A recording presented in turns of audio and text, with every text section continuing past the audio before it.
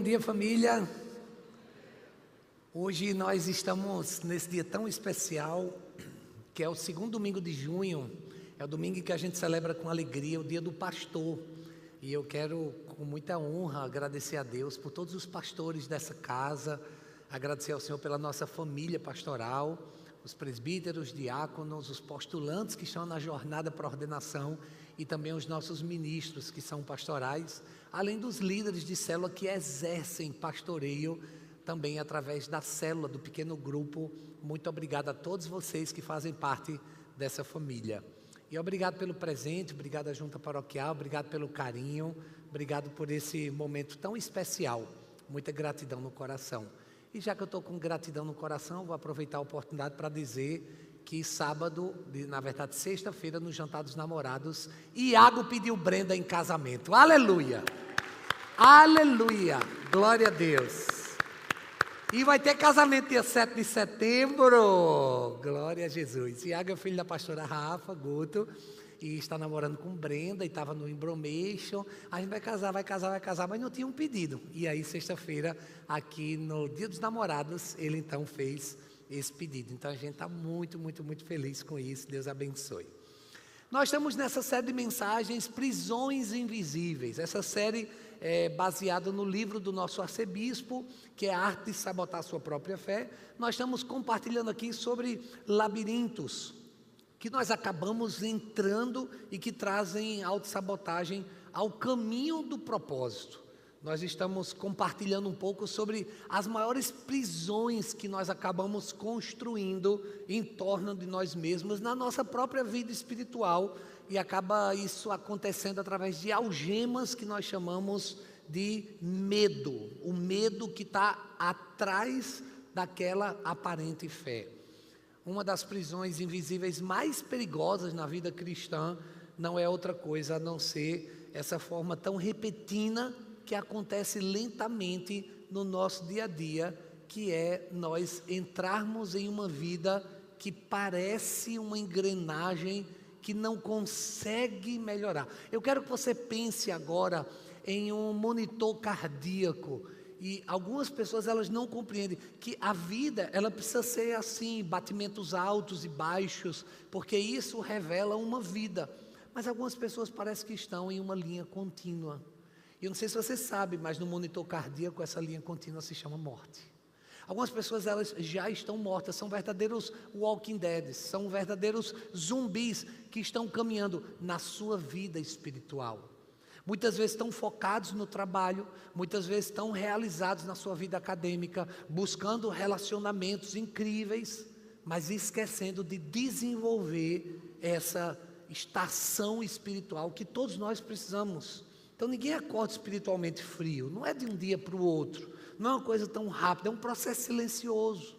São pequenas distrações, é a troca da Bíblia pela soneca e dorme um pouco mais e já não se ora, já tem excesso de preocupação, acaba entrando numa rotina sem profundidade, um ativismo que acaba se tornando sem intimidade, uma fé que não tem relacionamento, uma religiosidade que é vazia e aos poucos a oração perde a intensidade, a palavra perde o espaço, a presença de Deus deixa de ser prioridade e o coração se torna distante de Deus. E aí o domingo já não é mais esperado, já não se tem mais a alegria do salmista. Alegrei-me quando me disseram, vamos à casa do Senhor. Já é, hoje é domingo, hoje tem culto, hoje a gente vai para a igreja, Por quê? Porque acaba desanimando. Foi o reverendo J.I. Parker que disse, o conhecimento sobre Deus não substitui o relacionamento com Deus. Muitas pessoas conhecem Deus, muitas pessoas sabem versículos bíblicos decorados, muitas pessoas acabam lendo e estudando um pouco da teologia da sua forma mais sistemática, desde a pneumatologia, a teologia, a eclesiologia, a soteriologia, mas o fato é que não é sobre conhecimento, é sobre relacionamento. Algumas pessoas sabem, mas não se relacionam. Esses dias eu estava conversando sobre a fé com uma pessoa e eu perguntei para ela, você conhece Jesus? Ele disse, eu conheço, eu já li a Bíblia não sei quantas vezes, eu estudei teologia, eu fui da igreja durante muito tempo. Eu digo, foi do verbo passado ou você é? Ele disse, não, eu não vou mais para a igreja, eu conheço tanto a Bíblia que eu não preciso mais da igreja. Eu gosto de treinar CrossFit. Eu não consigo imaginar eu gostando de CrossFit e não indo para um box de CrossFit. Robson é faixa preta de jiu-jitsu. Ele ama jiu-jitsu. Eu não sei como é que ele gosta de jiu-jitsu e ele não vai para um tatame. Porque por ser faixa preta, ele precisa ir para o tatame para poder manter o que ele aprendeu e desenvolver graus e poder compartilhar com seus alunos.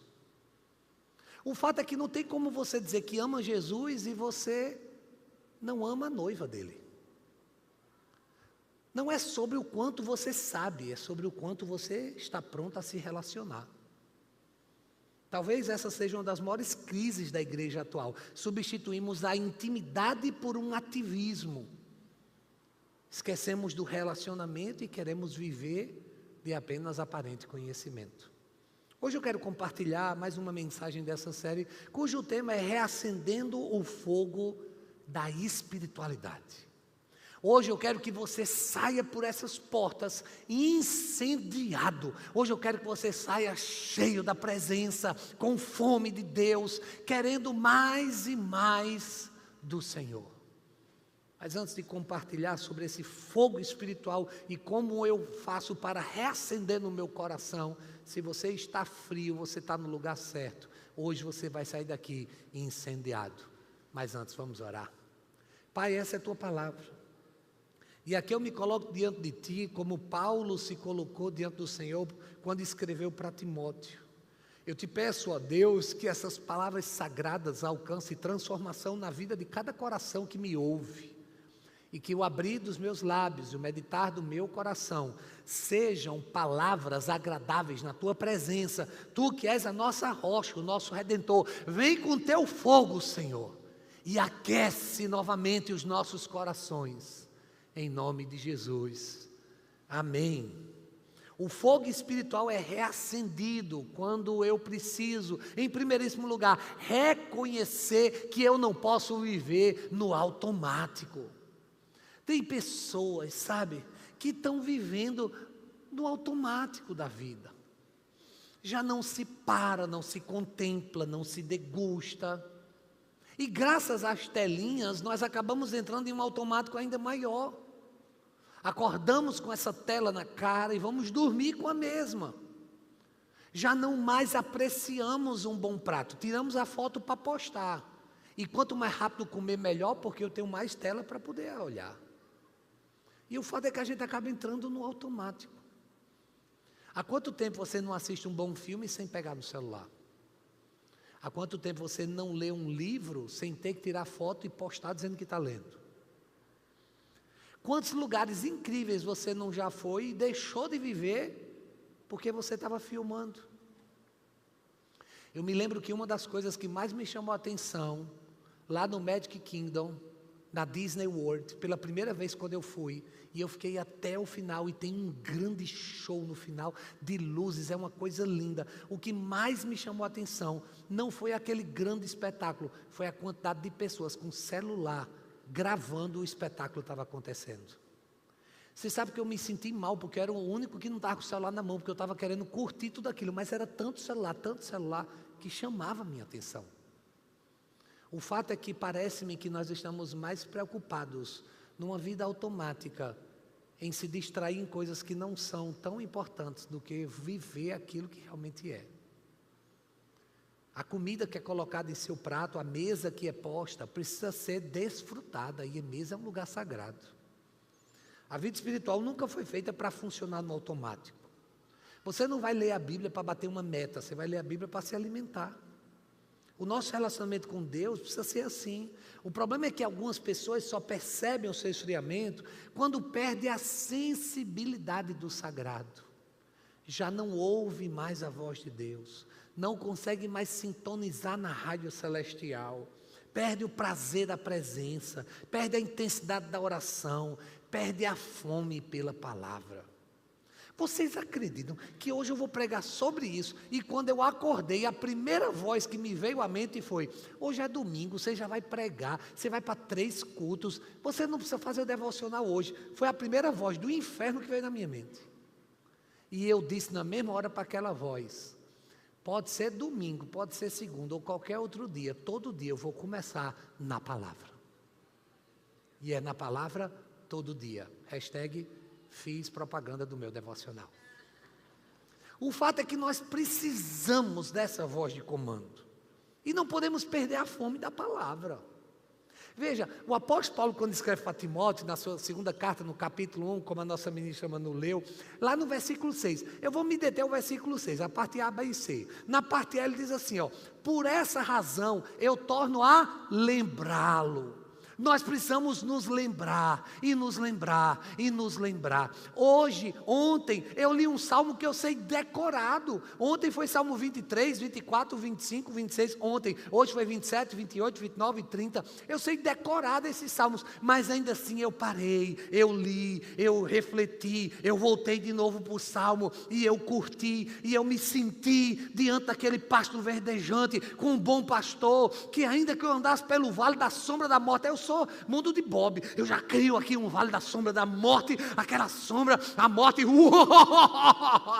aí eu me lembro assim do bom pastor, dizendo eu estou aqui com você, venha para os pastos verdejantes, nada me faltará. Meu devocional é assim, eu não sei o seu, ou se você só pega e diz, eu já sei decorar, Senhor meu pastor, nada me faltará, para repousar, pastor verdejantes, que vai da justiça, por favor do seu nome, amém, é assim? Não pode. Paulo está dizendo a Timóteo, um jovem líder espiritual, eu quero te lembrar. Nós precisamos nos lembrar todos os dias. Ninguém está imune ao esfriamento espiritual, a rotina espiritual, ela pode se tornar mecânica. E é possível que canta sem paixão, ora sem presença, serve sem alegria, frequenta culto sem transformação. O esfriamento espiritual normalmente começa nas pequenas negligências. Ninguém tropeça em muralha, a gente tropeça em pequenas pedras, dia a dia. Será que eu continuo próximo das atividades de Deus ou distante da presença do Senhor? Porque o fogo espiritual ele é reacendido quando eu preciso, em segundo lugar, alimentar diariamente a chama de Deus.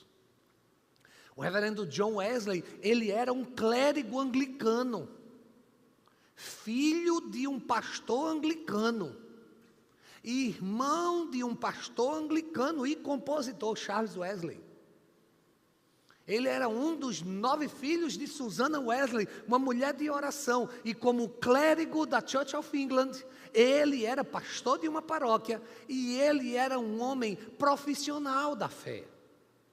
Um clérigo que viajava, esteve em Savannah, na Geórgia, inclusive eu preguei na igreja em que ele pastoreou, e depois de uma situação inusitada com uma jovem naquele lugar, decepcionado para o seu país de origem, na Inglaterra, ele se depara em uma grande tempestade, e ele fica com medo de morrer, e ele fica apavorado, eu vou morrer, eu vou morrer, eu vou morrer. E havia um grupo de jovens moravianos orando com fervor, dizendo, mais Senhor, mais da tua presença, é chuva de bênção. Eu imagino até eles cantando, faz chover, Senhor Jesus, e o barco para lá, para cá, e o Wesley, pelo amor de Deus, meninos, vocês são tão... Aqueles moravianos olharam para Wesley e disseram, o que importa se nós morrermos, nós vamos nos encontrar na eternidade com o nosso Salvador. Agora, se você não conhece a Jesus, está na hora de você entregar a sua vida a Ele. Clérigo, eu sou um pastor, eu sou um reverendo, e os moravianos disseram, parabéns para você, mas se você ainda não conhece Jesus, nós queremos lhe apresentar. E Wesley estava com tanto medo, e eles começaram a falar, quem tem Jesus não vive no medo. E se o senhor está com medo, o senhor tem que rever o seu nível de relacionamento com Jesus. Ele disse, eu trabalho para Jesus, eu sou um reverendo da igreja de Jesus. Ele está agora na hora do senhor deixar de ser um trabalhador, está na hora do senhor agora ser um amigo. E sabe o que eles fizeram? Eles oraram por aquele reverendo, John Wesley, e pregaram e disseram, Senhor, vem com teu fogo no coração do teu filho. E ele conta que naquele século XVIII, no dia 24 de maio, ele teve uma experiência que ele chamou de a experiência do coração aquecido. E o coração dele foi aquecido de tal forma que quando ele voltou para a sua igreja de origem, ele pregou com tanto fervor, ele pregou com tanto fogo, que as multidões se convertiam. E ele viajou centenas e centenas e milhares de quilômetros a cavalo, pregando a palavra de Deus, até que um dia o seu bispo disse: John Wesley, você está pregando de uma forma muito avivada, não é essa forma que nós pregamos. E John Wesley disse: mas é um fogo que está dentro de mim. Aquele bispo disse: se você continuar pregando assim, você não vai mais fazer parte dessa paróquia. E aí John Wesley olhou para ele e disse: o mundo é a minha paróquia. E ele pegou o seu cavalo e saiu pregando a palavra e plantando centenas e centenas de igrejas ao redor do mundo. Quando temos um coração aquecido, nada impede o agir de Deus na nossa vida. Muita gente vive tentando sobreviver espiritualmente, de culto em culto, de conferência em conferência, de momentos em momentos, de experiências passadas, mas o fogo do Espírito, ele exige. Nós estamos em um dos meses que eu mais amo do ano, é o mês de junho. E por que eu amo o mês de junho? Porque é o mês do São João, é o mês do arraiá, é o mês da comida de milho, é o mês do forró, do dois para lá e dois para cá. Ô negócio bom, rapaz, é o tal do forró. Eu amo o mês de junho, mas se tem uma coisa que eu aprendi desde criança, é que quando nós acendemos fogueira para poder assar o milho e soltar bomba, a fogueira, ela precisa ser alimentada.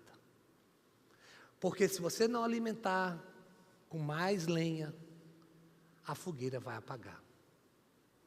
Tem momento que tem que soprar, tem momento que tem que mexer.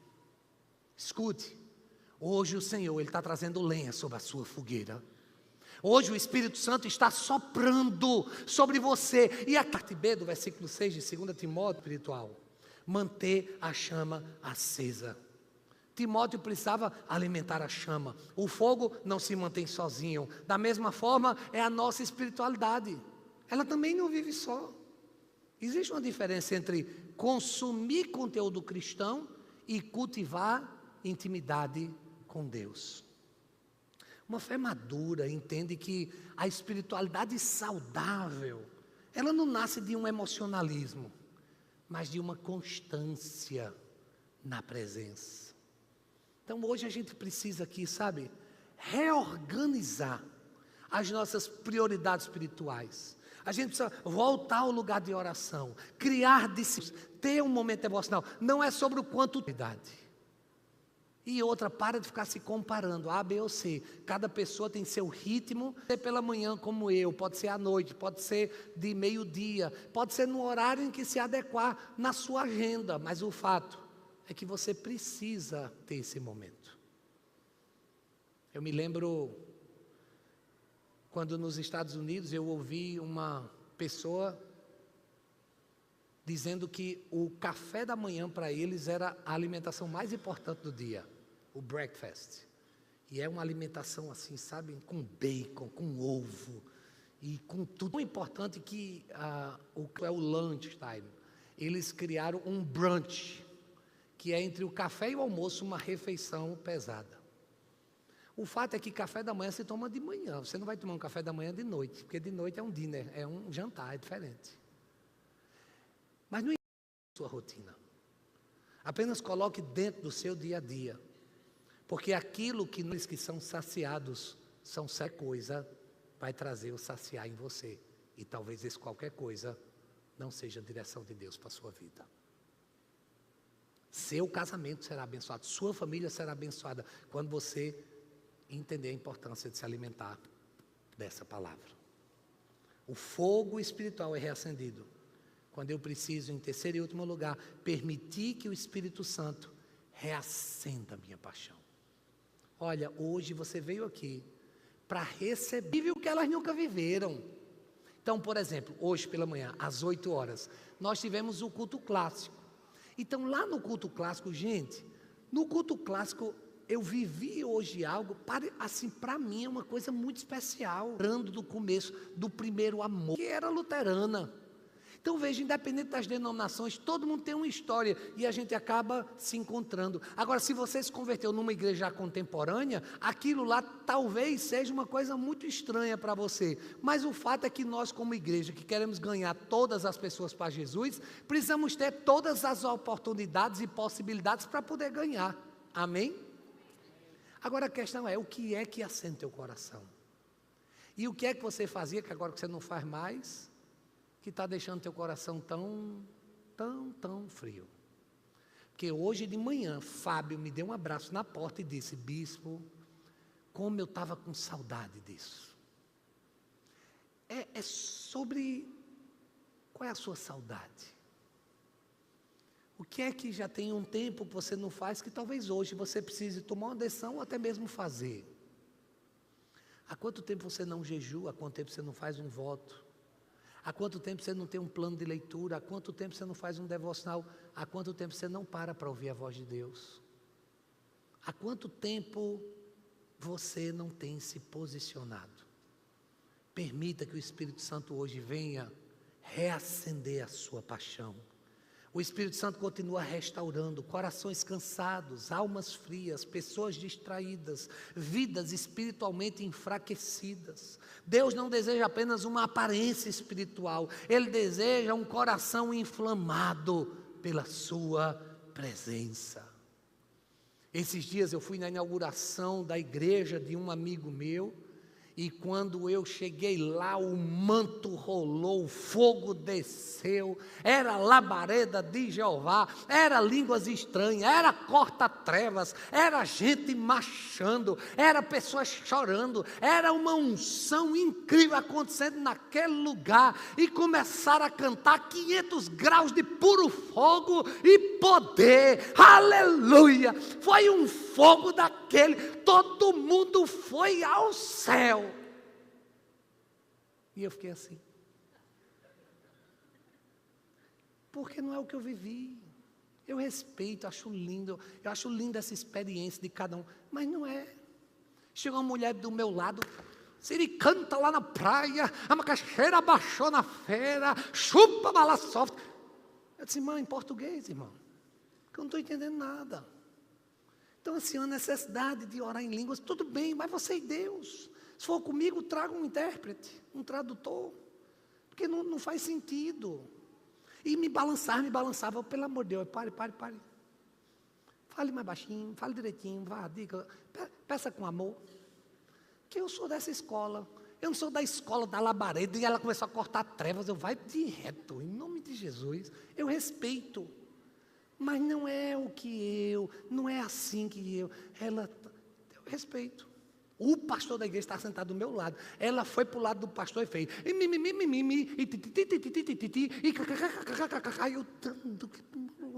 Eu aqui comigo, né? Na minha imaturidade pentecostal.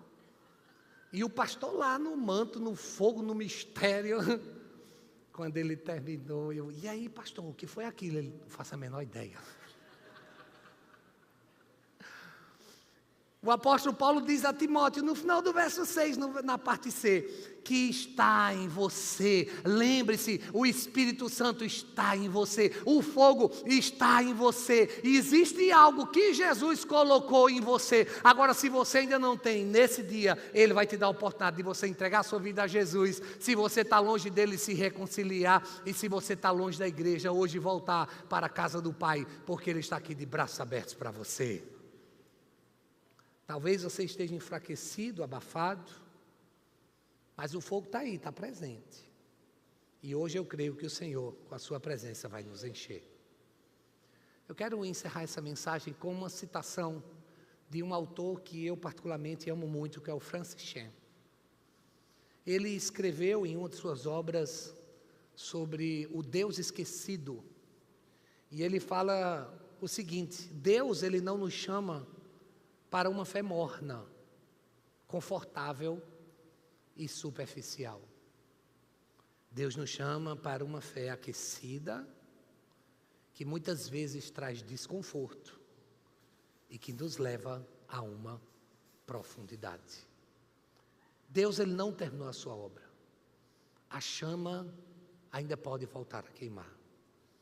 Talvez você esteja cansado, distraído, espiritualmente distante, vivendo apenas uma rotina religiosa, voltando aos pecados de outrora.